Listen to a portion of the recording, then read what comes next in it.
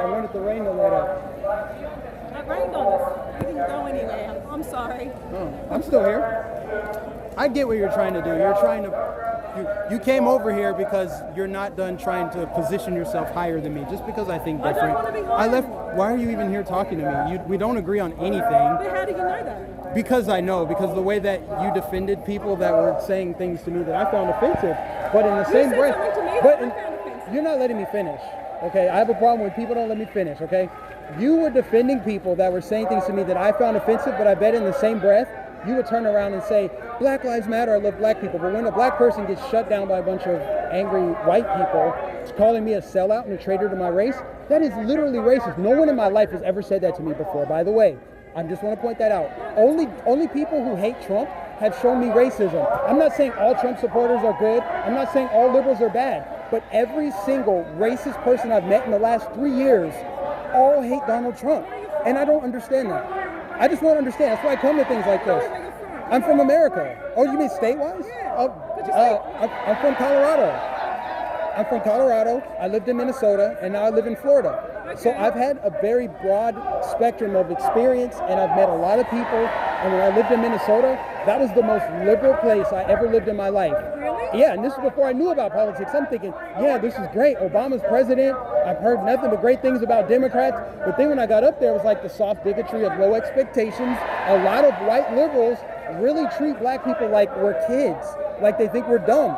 And it came out today when I was here, honestly, because when I came to Florida, obviously this is more Republican or whatever, I met a bunch of Trump supporters as an Uber driver. That's how I met them. They were all super nice, super friendly. I asked them, why did you vote for Trump? This was before I was a Trump supporter. They told me why, like, well, the economy, the jobs, and corruption in general, anti-establishment. They said a bunch of things, right? Long story short, I go to a Trump rally. I'm like, well, if I'm ever going to experience the racism that all the television's telling me, all the news outlets, he hates black people. I'm like, if I'm going to experience it, it's going to be at a Trump rally in Florida. I went, it was an amazing experience.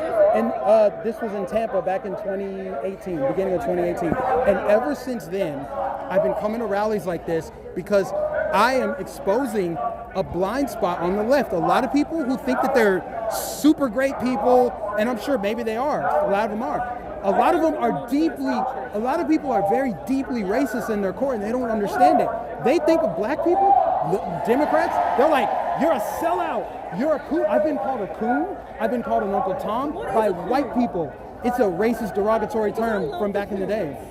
Raccoons? And they've been mean to raccoons. No, not raccoons.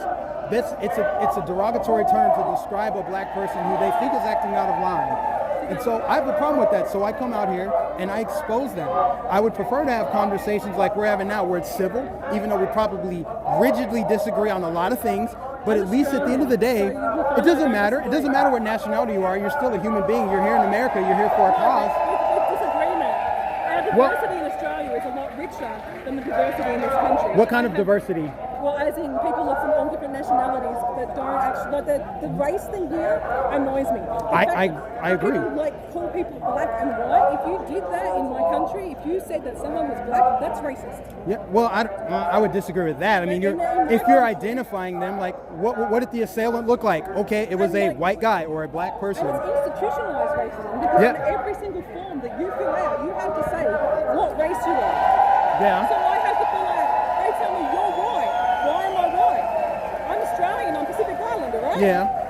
Well, I disagree with the term African American for that same reason, because there are white people from Africa that move here. They're more African American than me. Also, Africa's a continent. It doesn't describe everybody there.